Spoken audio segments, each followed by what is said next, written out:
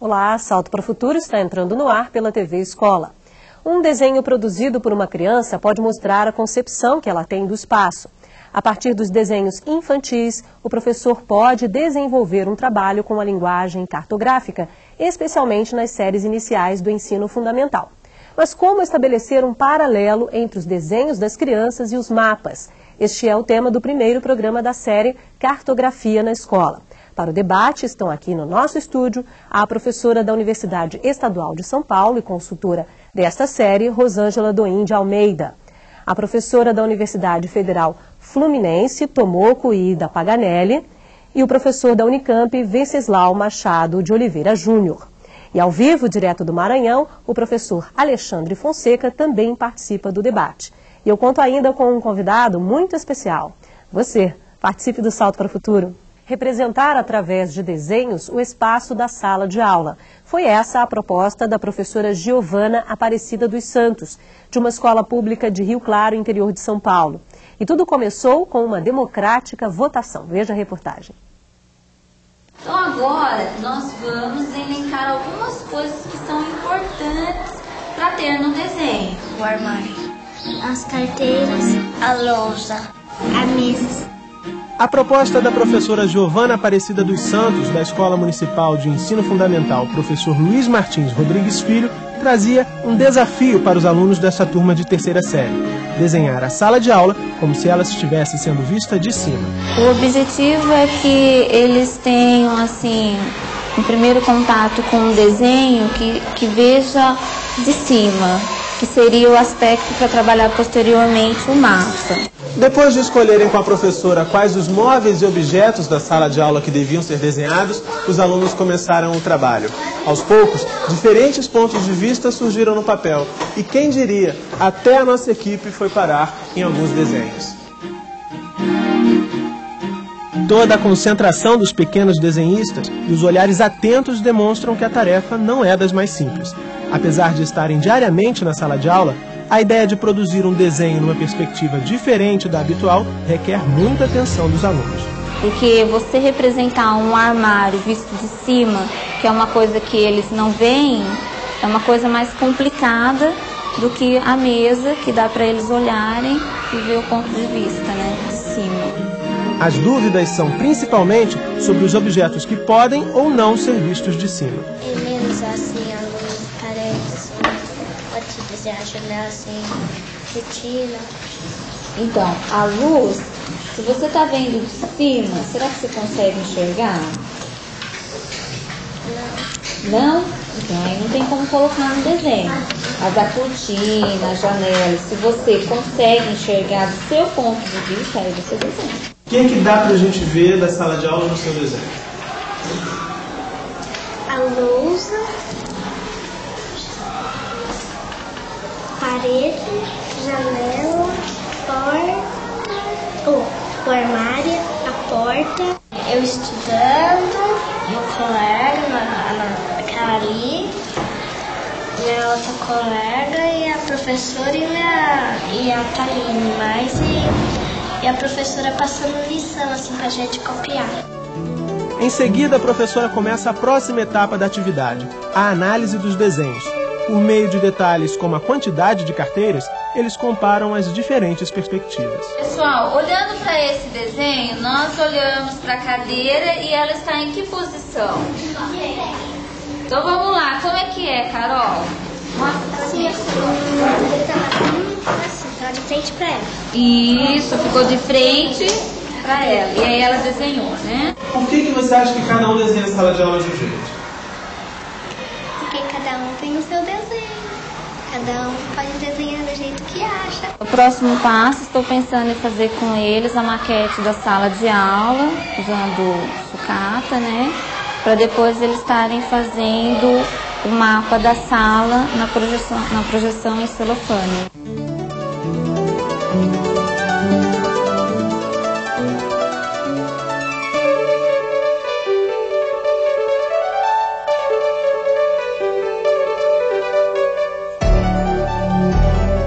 Bom, primeiro, obrigada pela presença de vocês. E eu queria começar pela Rosângela. Gostaria que você fizesse a sua análise em relação à experiência e que falasse também se existe uma etapa anterior a essa proposta, porque o vídeo já parte da proposta, né, de se criar um desenho, se elaborar um desenho com essa perspectiva do alto, né? Mas existe uma etapa anterior? Bom, primeiro eu quero agradecer o convite para participar do programa e dizer que durante essa semana os telespectadores vão ter oportunidade de estar aqui em contato com um grupo de pessoas que trabalha com cartografia pré-escolares no Brasil. É um grupo que já tem alguns anos, que está funcionando e tem vários trabalhos realizados. Bom, sobre o vídeo, todo ponto de vista é visto de um ponto. Então, o vídeo apresenta uma forma de trabalhar com a representação do espaço. Existem muitas outras que são igualmente importantes, são igualmente válidas, e o professor deve buscar os caminhos que possam satisfazê-lo no sentido de responder às suas necessidades de sala de aula, né, de acordo com a sua realidade. Eu estou fugindo da ideia de etapas. Por quê? Porque os problemas que aparecem dentro da sala de aula com relação a diferentes linguagens que são usadas é que devem nortear o professor no sentido de encontrar soluções, de encontrar possibilidades de trabalho. O trabalho que apareceu nesse vídeo, vamos dizer, está dentro de um conjunto de outras atividades que a professora estava desenvolvendo. Não é o início da etapa e ela escolheu isso nesse momento, né? Mas ela já estava trabalhando com seus alunos desde o início do ano, com uma questão que veio antes relacionada em estudos sociais com história, que é a questão dessas crianças, de onde elas moram, é um bairro novo, de onde elas vieram, a origem das famílias, dessas crianças, por onde eles passaram, etc. E nesse momento ela começou a trabalhar com a questão do desenho e o desenho como uma linguagem possível para discutir a introdução da visão, vamos dizer assim, de um mapa cartográfico. Aquelas etapas, ou seja, aquelas etapas surgiram para ela, para outro professor, podem surgir outras etapas. Assim como ela disse ali no final, que a próxima etapa dela seria a construção da maquete. Isso. Ok. Tomoko. Bem, a questão do desenho, na verdade, retomando um pouquinho a questão da fase anterior, eu acho que a criança sempre desenha. Qualquer criança, se você coloca um papel e oferece lápis, caneta e tal, essa experiência que a gente faz muito, né? A criança vai desenhar, porque ela vai desenhar o que ela acha que deve. Pode ser um rabisco, à medida que ela vai crescendo, ela vai ouvindo as historinhas, ela vai desenhando a historinha que ela vai ouvindo, da Rapunzel, entende? Ela vai se desenhando. Então, eu acho que os pais, os professores têm que oferecer no pré-escolar, né, que seria essa fase anterior, e geralmente no pré-escolar acontece muito que dá muita ênfase à questão da arte. Então, a criança tem possibilidade de desenhar, né? Então, com isso, ela vai exercitando essa capacidade de representar graficamente, né, tá, as coisas do mundo. Só o ato de desenhar? O ato de desenhar, quer dizer, primeiro, existe um processo de desenvolvimento gráfico e que os pais, principalmente, né, quer dizer, acompanham mais de perto, mas os professores também podem acompanhar, porque existem teorias, estudos sobre representação gráfica, sobre desenho, que permite você avaliar, entende qual é essa produção que ela está fazendo. Quer dizer, os meus alunos dizem que minha neta é minha cobaia, que eu vou pegando todos os desenhos dela para avaliar, entende como ela está em relação ao desenvolvimento gráfico, né? E essa atividade eu acho que é bastante interessante, porque, na verdade, quer dizer, o que a gente observa pelo vídeo, que apesar todas as crianças trabalhando na sala de aula, a professora fazer o levantamento do que existe na sala de aula e enfatizar que deve ser desenhado do ponto de vista de cima, você vê que pelo desenvolvimento dessa criança, ela vai desenhar a lousa vista de frente, entende? O armário visto de frente, que não está visto de tá. Então, aí depende de todo um processo em que você vai oferecer condições para que ela possa chegar a desenhar todos os objetos vistos de cima, né? Tá certo. Então, quer dizer, é mais ou menos isso que eu poderia falar. Tá certo. Venceslau, por favor, sua análise em relação ao vídeo mostrado. Na verdade, continuando um pouco o que a Tomoko está comentando, as crianças são inseridas desde muito cedo numa cultura visual das coisas. E elas vão desenhando as coisas a partir de um ponto de vista que elas vão se acostumando a vê-las. Ao a Giovana propor exatamente essa atividade de olhar de cima, ela está, de alguma forma, solicitando que essas crianças alterem os pontos de vista habituais e construam outras formas de pensar o espaço, que levam a essa criança a se inserirem numa determinada forma de representação do espaço, que é uma tradição importante na nossa cultura ocidental, que é o mapa, que assume o ponto de vista superior, visto de cima. Então, na verdade, o interessante dessa atividade é promover essa aproximação entre desenho, que é normalmente habitual na trajetória da infância, a uma linguagem caracterizada mais no universo social da cultura ocidental. Ok, a gente já tem uma participação no programa de hoje, é da Edileuza, do Tocantins. Olá, Edileuza. Boa noite, Bárbara. Boa noite, especialistas. Eu sou Edileuza Lopes, orientadora do teleposto da Escola Estadual Professor João Alves Batista, Araguaína, Tocantins. O questionamento é do professor Jair, professor de Geografia desta unidade escolar. Tendo em vista que em nosso município o índice de escolas rurais ser bastante grande e por gerar muita dificuldade no estudo de mapas, como trabalhar a produção de mapas juntamente com as noções cartográficas nessas localidades? Boa noite e obrigada. Obrigada a você, Edileuza, claro, por mais essa participação, e eu conto com você durante essa semana toda, tá bom? Rosângela. Edileuza, eu queria, a sua dúvida é como trabalhar com os mapas, já que os seus alunos são alunos de comunidades rurais e você tem dificuldade de acesso aos mapas geográficos ou cartográficos. Bom, os mapas, como nós conhecemos hoje, é um produto da nossa cultura na época em que nós vivemos, mas antes os mapas eram feitos a partir de outros recursos e outras técnicas, né? Então, acho que no terceiro programa, na quarta-feira, vamos falar sobre cartografia indígena, cartografia dos índios. Eles fazem os mapas a partir daquilo que eles conhecem, desenhando e representando no papel os elementos do espaço onde eles vivem. Você poderia pensar em construir mapas com os seus alunos a partir do desenho, mas levando esses alunos a se aproximarem da linguagem cartográfica. Quer dizer, pensar do ponto de vista de cima, que é o ponto de vista que considera o plano do papel e não a linha de horizonte como referência de localização no espaço. Você pode levá-los a criar legendas em que eles vão apresentar no mapa desenhado os elementos que eles observam, né, no espaço, que eles conhecem, e pensar também em estabelecer relações espaciais a partir de determinados referenciais que eles definem no espaço que eles conhecem, que pode ser um rio ou a trajetória do Sol. E aí você pode introduzir os referenciais geográficos, norte, sul, leste, oeste. Acho que por aí. Tá certo. Maria José do Maranhão está aguardando a gente. Olá, Maria José. Olá, sou Maria José Barreto e a pergunta é da cursista do teleposto da unidade escolar Rosiana Sarney, Bacabal, Maranhão. Quando se fala em atributos relacionados aos mapas como localização e distância, escala e ponto de vista, isso não atrapalha um pouco a cabeça da criança? Ou ela já tem compreensão do significado de cada um? Boa noite e obrigada. Obrigada a você, Maria José. Você me escutou, né? Outro dia eu fiz aqui um apelo para você voltar a participar por telefone, que você estava participando só por fax. Que bom ouvir você aqui no programa, tá bom? Espero contar, claro, com você essa semana inteira, tá bom?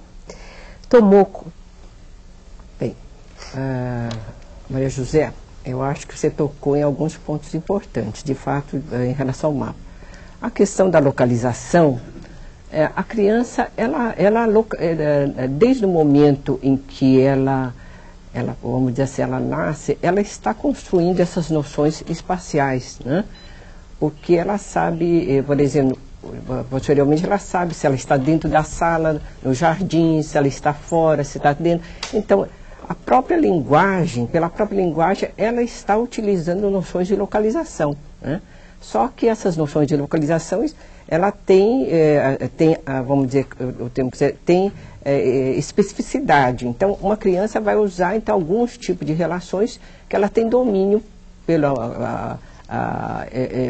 na medida que ela vai se realizando. Dentro, fora, vizinho, perto, longe, são termos que ela utiliza porque ela vive essas relações, né? Então, a localização, o processo de localização da criança, ela passa por aquilo que a gente chama de relações topológicas, projetivas, euclidianas, que justamente através das projetivas é que ela vai, ela dá conta, nós chamamos projetiva, mas na verdade são pontos de vista, entende? Você tem um ponto de vista de frente, atrás, em cima, embaixo. Pelo que eu entendi da pergunta, desculpe te interromper, da Maria José, eu acho que tem aí uma preocupação por parte da Maria José em relação a essas nomenclaturas. Você fala em localização, você fala, se eu não me engano, ela falou em escala, alguma coisa assim.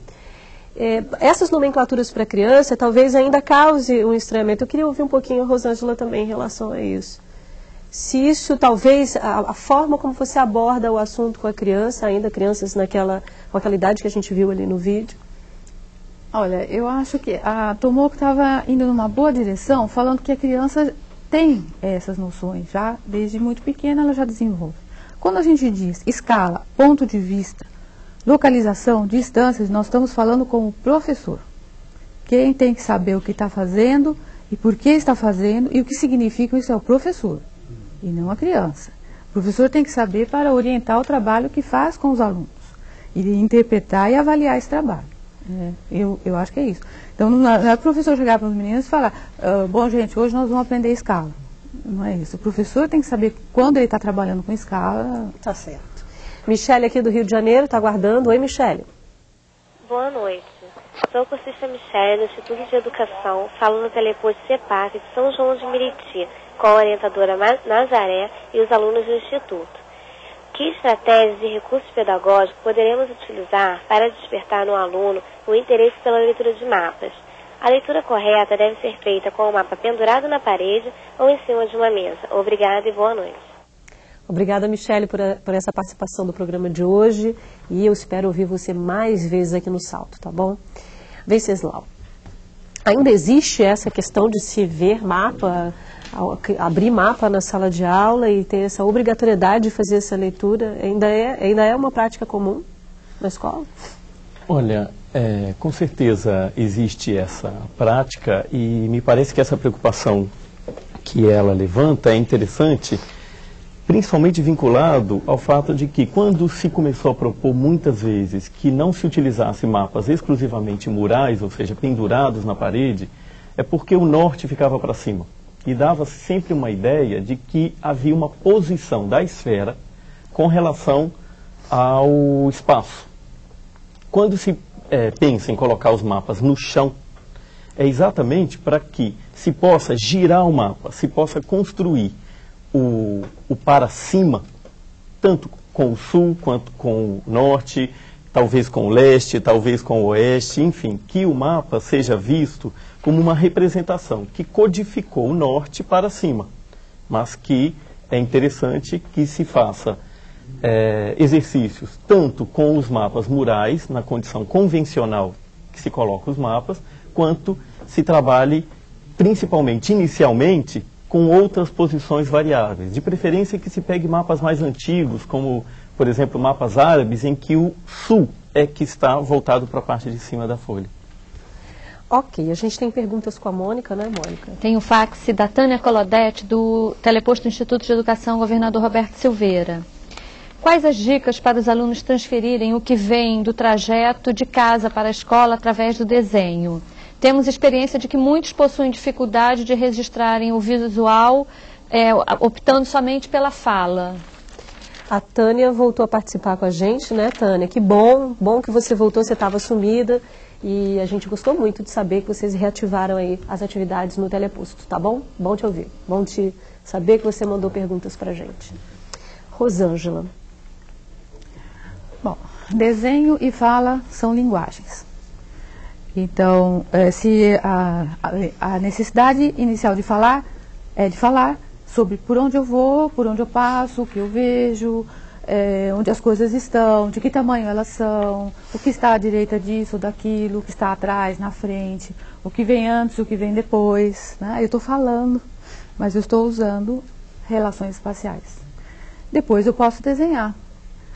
Talvez uma dificuldade inicial, não só das crianças, mas das pessoas, quando tem que fazer um desenho, quando perguntam onde é tal lugar e eu vou desenhar, é estabelecer um ponto de referência. Então, talvez um começo possa ser este, né? Discutir com a turma qual é o nosso ponto de referência comum. É a escola ou é alguma outra construção, uma praça? E a partir daí passar para o papel onde estão os outros elementos e começar a fazer um desenho. E falar também sobre esse desenho de novo, e fazer um outro, e falar sobre esse outro de novo, e assim o desenho e a fala são linguagens que têm que se relacionar, estão relacionadas, né? Então não é ou o desenho ou a fala. Ok, Rosiméria aqui do Rio de Janeiro, aguarda. Oi, Rosiméria. Boa noite. Eu sou supervisora do Teleposto Polo de Maricá. O texto de apoio à série alerta-nos para o fato de que a influência de estudos relativos à produção do desenho infantil pode levar os professores a verem de modo inadequado os desenhos das crianças como produções a serem melhoradas ou até incorretas. Partindo dessa afirmação, como o professor deve ver e trabalhar os desenhos produzidos pelos alunos da educação infantil, as chamadas garatujas? Obrigada. Obrigada a você, Rosiméria, por essa participação. E Tomuco. Bem, vou começar pelo final. As garatujas mostram que a criança está tentando expressar, né? Quer dizer, você pode acompanhar as garatujas, daqui a pouco a criança está desenhando um círculo, um quadrado, né? Então, faz parte do próprio desenvolvimento da criança, né? Primeiro a garatuja, então tem todas umas fases que já foram analisadas em várias obras também, e que você pode acompanhar com os seus alunos de pré-escolar até o fundamental, o próprio desenvolvimento, como ela vai colocando no desenho. Agora, a outra questão que você coloca, que é como ler essas produções, entende? A gente, na verdade, para a leitura dos desenhos, que elas não são erradas, né? É necessário que o professor saiba ler os desenhos, assim como o professor saiba, os alunos saibam ler o mapa. Então, nessas leituras, justamente por isso, quando a gente fala sobre relações espaciais, nos desenhos das crianças aparecem as relações espaciais. O professor tem que saber quais relações espaciais que a criança está expressando nesse desenho, né?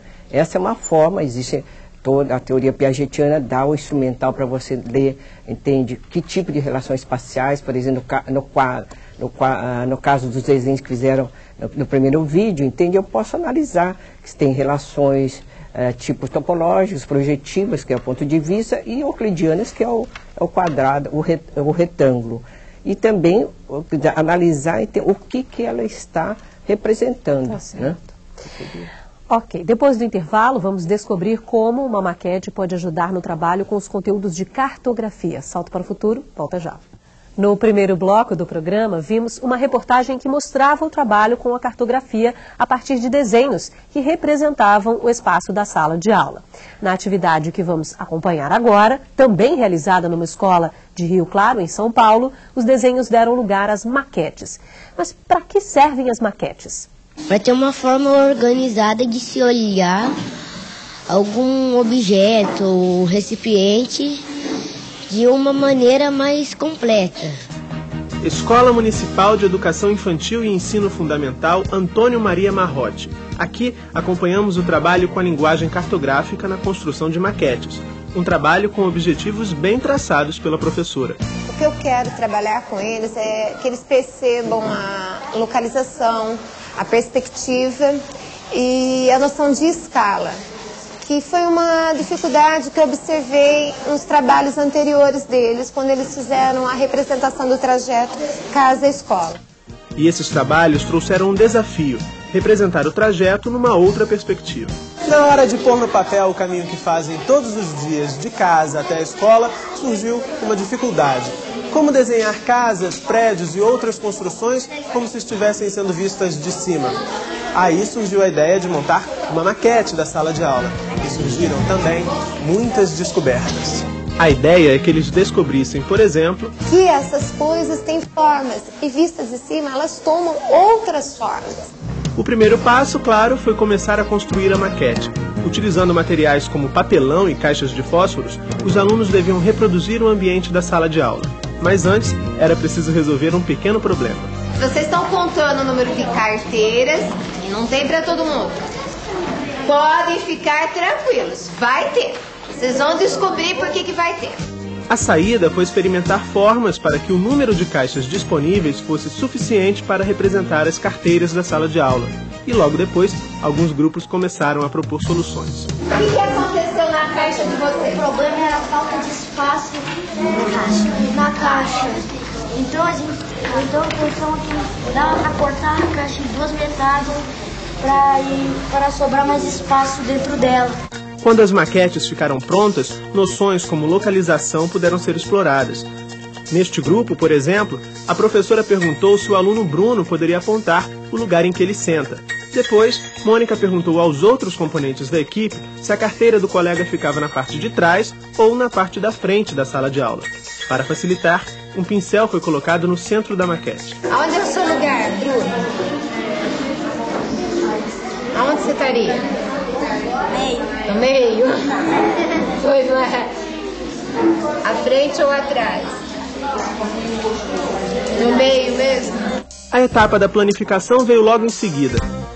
Numa folha de papel celofane transparente colocada sobre a maquete, os alunos desenharam os objetos da sala de aula numa perspectiva diferente daquela que estavam habituados. E para chegar no mapa é o ponto de vista de cima, é chapado, é o plano.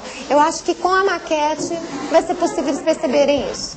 Também fez parte da aula comparar o desenho feito no papel celofane a um outro, feito alguns dias antes. E nesse momento, os alunos puderam perceber como a localização e a perspectiva são importantes nas representações espaciais. O que a gente fez da primeira vez foi um trajeto que eles fizeram aqui na sala de aula. O segundo trajeto, eles tiveram que sentar em duplas e discutirem o que eles estavam vendo no trajeto do colega. Olha, eu não estou entendendo isso daqui, eu não vou conseguir sair da sua casa e chegar na escola. Essa troca de informação, a linguagem deles, às vezes é muito mais importante do que a minha.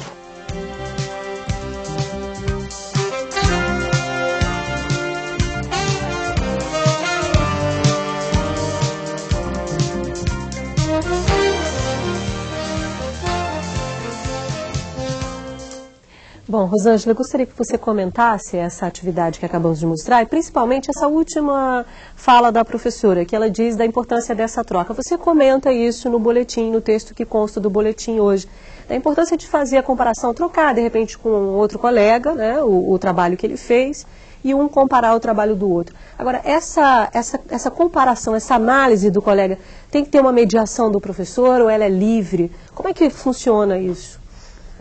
Não, aí o papel do professor é fundamental, né? Porque o professor é que vai trazer uma discussão, uma problematização com os alunos a respeito daquilo que eles fizeram no desenho, no caso, primeiro, ela mostrou no final, né?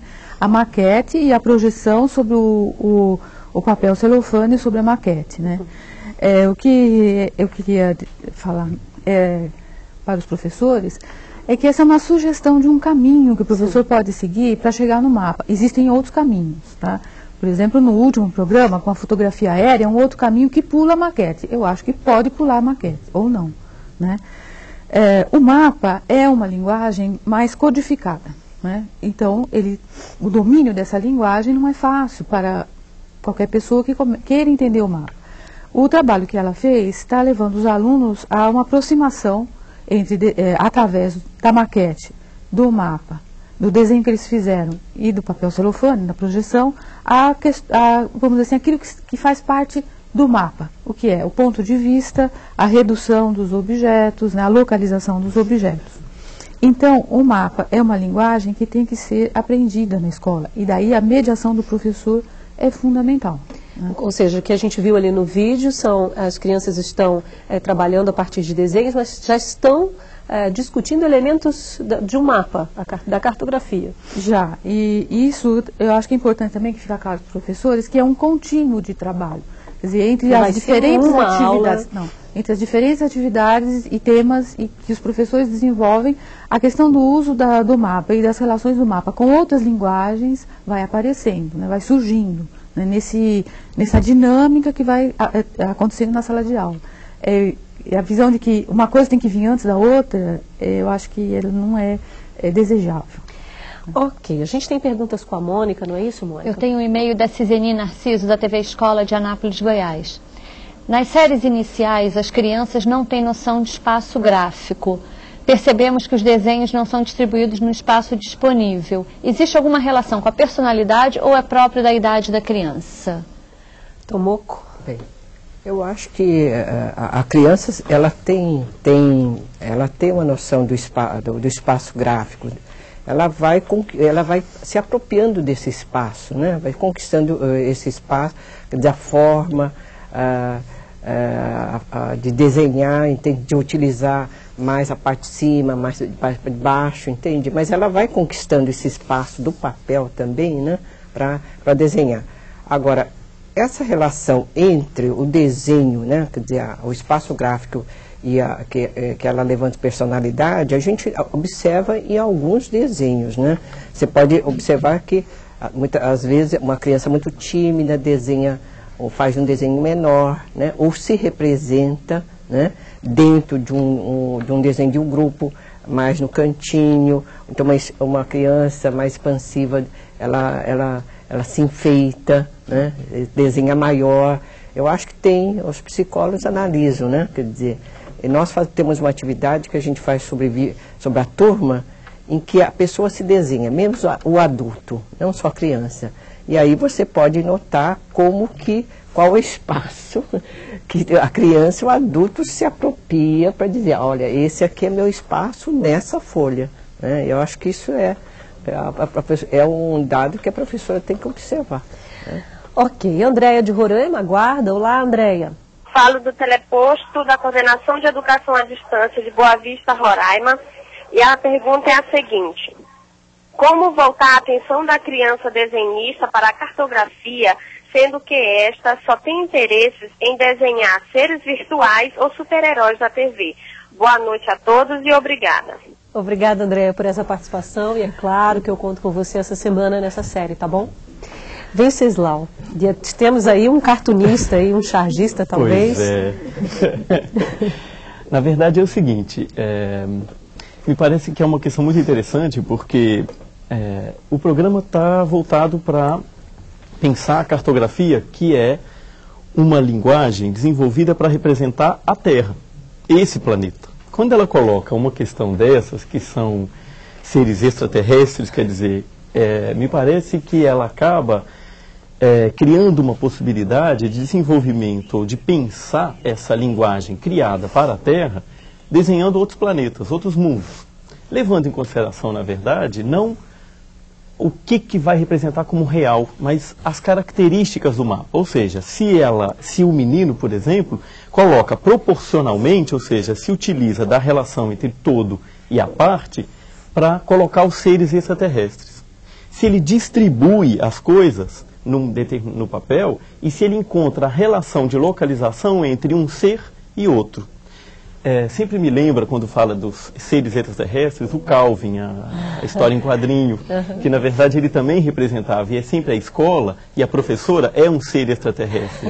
E na verdade isso me parece a possibilidade de criar todo um universo, né, imaginário, se utilizando da linguagem cartográfica, porque na verdade ela não é alguma coisa voltada para representar só a Terra, apesar de ter sido desenvolvida e ampliada com esse objetivo. E aí tem a ver, como dizia Tomoco, com a personalidade. É assim que ele encara o mundo em que ele está inserido. Certamente. Né? Então, se ele via a professora como um extraterrestre, é assim que ele encara aquela situação. Né? Exatamente. Isso.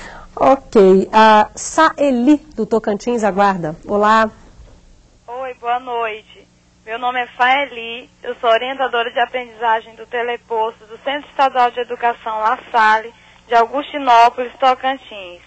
Eu gostaria de saber como auxiliar o trabalho dos professores para que não se restrinja simplesmente ao trabalho com mapas convencionais, como aqueles que mostram a divisão política administrativa do Brasil e os outros tipos de mapas que existem, sendo que o objetivo da alfabetização cartográfica é desenvolver a capacidade de leitura para que, a partir dela, o aluno seja capaz de extrair dados relevantes daquilo que procura e formular hipóteses reais com as informações de que dispõe no mapa. Obrigada.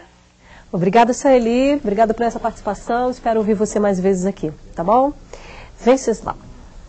Na verdade, me parece que a Saeli já encontrou algumas respostas, né? Ela desenvolveu mesmo já respostas para as questões que ela mesma coloca. O que me vem agora com a pergunta dela é que, de fato, há tipos de mapa que são muito comuns e que representam, então, um determinado tipo de realidade. O que se deveria fazer, então, é tentar ver se encontra temas mais próximos da realidade dos alunos ou de interesse dos alunos para que se mapeie esses temas. Vamos supor, as árvores que existem no bairro onde ele mora. Então eles têm que pegar uma planta do bairro e sair para a rua localizando nas esquinas ou no meio das calçadas ou mesmo nos quintais, se conseguirem entrar nas casas, onde existem árvores. E eles vão então localizar num determinado lugar aquilo ali, fugindo um pouco do uso exclusivo dessas representações exclusivas do político, do físico. Venceslau, a pergunta da Saeli me fez lembrar assim, uma prática que muito comum, que eu inclusive vivenciei na escola, que era você fazer mapas, ou, colorir os mapas dos rios, né, de determinada região, da Amazônia, você tinha que decorar aquilo, você tinha que colorir o determinado rio. Quer dizer, estamos falando, pelo que você nos traz, pelo que vocês nos trazem, de uma outra prática, né? Você está dizendo essa aproximação com a realidade, né? Você não que vá se esquecer dessa outra realidade que faz parte do país, mas é uma outra concepção de trabalho da cartografia, né? Porque o que se pensava antigamente, lá vinha a aula de cartografia, vou ter que colorir aquele mapa com verdinho do rio tal, né? Não é isso? Na verdade, é uma concepção de aprendizagem. Num primeiro momento, você tinha a crença de que, ao fazer e repetir, como as cópias, não só de textos como de mapas, se fixava. Memorização direta. Outra coisa, e hoje não se trabalha mais com essa ideia, mas na verdade é que você, utilizando determinado tipo de representação gráfica ou cartográfica, para entender o lugar onde você vive, é que você vai se tornando um maior conhecedor e um melhor conhecedor daquele mapa ou daquela linguagem que você está utilizando. Mas não só do mapa, mas da realidade na qual se insere esse mapa. Ou seja, você está utilizando a linguagem cartográfica para entender o mundo e não propriamente a linguagem cartográfica para entender a própria linguagem cartográfica. É isso que, na verdade, alterou significativamente. Tá certo. A gente tem perguntas com a Mônica. E a pergunta é da Suênia, de Itajaí, em Santa Catarina. Desenhar a planta baixa da casa de um aluno, por exemplo, na escala 1:50, sendo vista de cima, não seria uma boa dinâmica para ser desenvolvida nas séries iniciais? O que você acha, Rosângela? Se na classe da professora isso for importante e bom, pode ser. Não, que eu acho que a pergunta dela me sugere a ideia assim, os professores têm uma preocupação muito grande, qual é a melhor atividade para fazer com os meus alunos para que eles entendam um mapa, ou para que eles aprendam a respeito disso.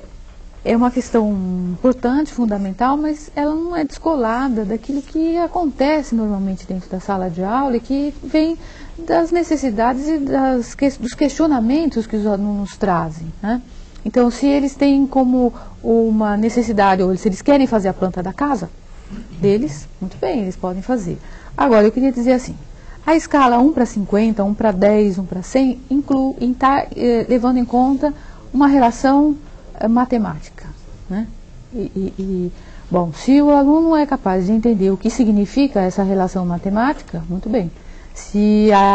Ela não precisa ser necessariamente exigida, imposta, né? Talvez trabalhando com o professor de matemática possa ser uma boa ideia. Ok, nós vamos ouvir o professor Alexandre Fonseca, direto do Maranhão. Olá, professor. Boa noite. Boa noite, professora Tomoko, e boa noite, professora Rosângela, com quem eu tive a honra de participar do colóquio de cartografia em Maringá, no Paraná. A minha pergunta está centrada, professores, a criança desenha para se divertir, segundo Luquete. Como professor de geografia deve tirar proveito desse desenho, ingênuo ou até às vezes, para construir melhor as questões relacionadas à cartografia? Professora Tomoko, fique à vontade. Porque, na verdade, o desenho é já o início da cartografia. A gente pode fazer uma diferença, entre, acho que nos colóquios ficou bem evidente, que entre as representações gráficas e cartográficas, né? Porque as representações gráficas são os desenhos, então qualquer tipo de desenho é uma representação gráfica. A cartográfica, ela é uma geométrica matematizada. Então, o professor de geografia, na medida que ela vai dar, por exemplo, ele pede para desenhar, fazer um desenho de um país, né? Quer dizer, vamos pegar a experiência do Piaget, que ele foi analisar justamente o desenvolvimento das representações gráficas, pedindo para os filhos que desenhassem um país. E as crianças os filhos dele foram desenhando os países imaginários até chegar à Suíça, né? Então, no próprio desenvolvimento da criança, ela vai aproximando o desenho, que pode ser um desenho imaginário, vai se aproximando no seu desenvolvimento à realidade, né? Então, eu acho que o professor de geografia tem que oferecer, entende, condições para que o aluno possa fazer essa passagem, né, do desenho, que pode ser virtual, pode ser imaginário, tá? E aproximando da cartografia, porque a cartografia é uma ciência concebida. A gente faz uma separação entre o vivido, né, que você vai representar, e a cartografia, que é sistematizada e que chega ao mapa, né? Quer dizer, mas não abandonamos toda uma representação do vivido, como, por exemplo, a Amélia, né, do Amazonas, ela faz os desenhos dos guias, né, do Rio Amazonas. Eu fiz agora os desenhos dos carteiros, né? Quer dizer, esses desenhos dos carteiros, numa pesquisa, aproximam a planta, né? Então, o professor pode utilizar, entende, da experiência de das crianças, dos alunos, dos profissionais, e analisar como ele pode encaminhar, entende, esse processo do desenho, né, da representação gráfica à representação cartográfica, que tem certos códigos para ser obedecidos. Ok, Adelina de Goiás, olá. Oi, boa noite. Sou a professora Adelina, da Escola Conveniada Evangélica Betel. Estou falando do teleposto de Iporá e gostaria da seguinte informação. Como trabalhar a grafia do mapa com alunos nas séries iniciais? Boa noite, obrigada.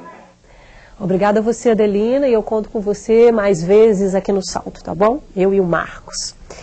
Venceslau? Eu tenho a impressão que essa questão seria melhor respondida pela Rosângela, que fez um trabalho de pesquisa sobre isso. Então, eu passaria a palavra. Fique à vontade, Rosângela. A grafia do mapa nas séries iniciais, acho que nós estamos falando disso o tempo inteiro. Mas eu vou tentar ajudar você um pouco a discutir o que é a grafia do mapa, né? Veja bem, as crianças, todos nós conhecemos mapas, todos nós temos ideias sobre o que é um mapa, já vimos um mapa. As crianças provavelmente devem ter visto. Aparece, pelo menos na previsão do tempo, na televisão, o mapa do Brasil com a chuva, enfim, eles sabem o que é isso. A grafia do mapa, se você pensar nisso como as possibilidades das crianças entenderem o mapa e lerem mapas, naquilo que eles são capazes de entender, e produzirem mapas da maneira como eles são capazes de produzir, e comparar esse mapa que eles produzem com outros mapas impressos em livros, em atas, etc., eu acho que é um caminho interessante para você trabalhar com seus alunos. Okay. É só um detalhezinho assim. Nós estamos trabalhando com uma professora lá em Rio Claro e ela estava desenvolvendo um trabalho com desenho do trajeto casa-escola. Um grupo estava sem saber como desenhar uma ponte. O que eles fizeram? Não tiveram dúvida, foram no Atlas de Rio Claro abrir, procurar, colar no Atlas. Como é que é ponte? Aí, bom, eles já dominam muito bem o mapa, assim como um desenho. Ok. Bom, hora de fazer uma pausa rápida, e no próximo bloco os nossos convidados destacam os principais pontos do debate. Até já. Salto para o Futuro está de volta, hoje discutindo como os desenhos feitos pelas crianças podem ser explorados no trabalho com a linguagem cartográfica. E a partir de agora, os nossos convidados fazem as suas considerações finais. Eu quero começar pela Rosângela, quais são os seus destaques sobre o que discutimos hoje aqui? Bom, eu queria deixar com os professores, retomando a primeira coisa que falei. Todo ponto de vista é visto de um ponto. Então, no trabalho com a cartografia, se nós nos prendermos muito ao mapa em si, aquilo que existe uma sequência, que existe uma atividade atrelada à outra, que a criança não é capaz de entender isto se ela não tiver feito aquilo, nós vamos engessar completamente as possibilidades de trabalho em sala de aula. Cartografia, mapa, desenho, e nós vamos ver depois imagens de satélite, fotografias aéreas, a linguagem da cartografia em diferentes culturas, no caso a cartografia indígena, são linguagens. Linguagens são criações humanas. Né? A linguagem é um apanágio do homem. Né? Então, se a gente olhar para isso como uma linguagem e como possibilidade de aprender e de conhecer, se relacionar com o mundo, a gente vai saber como lidar melhor com a cartografia, com os mapas, com tudo isso. Ok, Tomoko. Eu quero ressaltar, eu acho que três coisas. Primeiro, acho que quando a professora levantou a questão da localização e a criança respondeu no meio, eu estou no meio. Na verdade, o meio significa que ela está utilizando um tipo de relação topológica, porque ela poderia usar outro tipo de relação, direita e esquerda, eu estou à direita e à esquerda. Ou então eu estou a tantos passos, entende, da porta, tantos passos. Você está se referindo ao segundo vídeo, né? São todas formas de localização. Então a localização permite que você use determinado tipo de relações e que a criança vai dominando, né, no seu desenvolvimento. Um outro aspecto que eu queria ressaltar, que a Joana já pegou, que na verdade o ponto de vista é que permite a criança fazer a descentração, descentração física, né, e descentração social. Eu estou vendo do meu ponto de vista, ele está vendo do seu ponto de vista, então isso é importante não só para a cartografia, mas também do ponto de vista social. E o terceiro, que parece que foi salientado também, né, que ela falando que o grupo discutiu, não concordou, não pôde entender o mapa, então quer dizer, isso é o momento em que pode se criar uma legenda coletiva, os símbolos coletivos, a legenda do mapa, com a participação do aluno. O aluno vai criar uma legenda para ler um mapa que pode ser individual ou coletivo. Então, acho que são os três aspectos importantes, né? Quer dizer, eu acho que a escala foi mencionada, então a gente deixa para outra ocasião. Tá bom, obrigada, Tomoko. Venceslau. Na verdade, o que eu gostaria de salientar como ponto final é que se o professor conseguir levar o aluno a partir de uma representação que é subjetiva inicial, a fazer discussões com outros alunos ou com a classe inteira, de modo a ir se deslocando de uma representação exclusivamente subjetiva e entendida apenas por ele, por uma representação que seja compreensível por todos, de modo a, então, permitir que esse desenho, por exemplo, de casa para a escola ou desenho da sala, possa ser entendido por pessoas que, inclusive, não convivem com aquela realidade que ele representou. Que essa é a função essencial da linguagem, ou seja, presentificar alguma coisa que não está existindo ali no lugar onde a gente está. Seria a função da linguagem cartográfica também, apresentar o lugar que não está presente. Venceslau, a gente ainda tem um tempinho. A Rosângela fala no boletim da importância de outros registros, como, por exemplo, escrever, né? Fazer relatos daquilo que ela vivenciou. Como é que você vê essa questão? Bom, eu vejo como uma questão... E que outros registros seriam esses? Perdão, desculpa te interromper. Que outros registros... Na verdade, me parece que no que a Rosângela coloca é que os outros registros podem ser feitos em outras linguagens. Criação de narrativas. Vamos supor, eu tenho um mapa e peço para que o aluno, olhando aquele mapa, crie uma história. Coloque vida naquele mapa, coloque pessoas existindo ali. Por exemplo, aproximando do rio, se distanciando do rio, se aproximando da rua, se distanciando da rua. Escreva.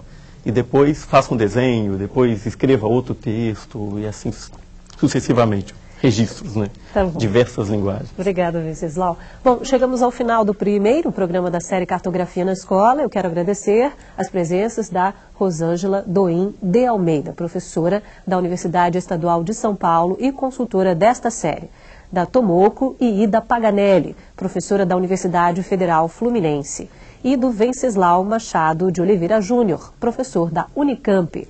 Eu agradeço também ao professor Alexandre Fonseca, que participou do programa direto do Maranhão.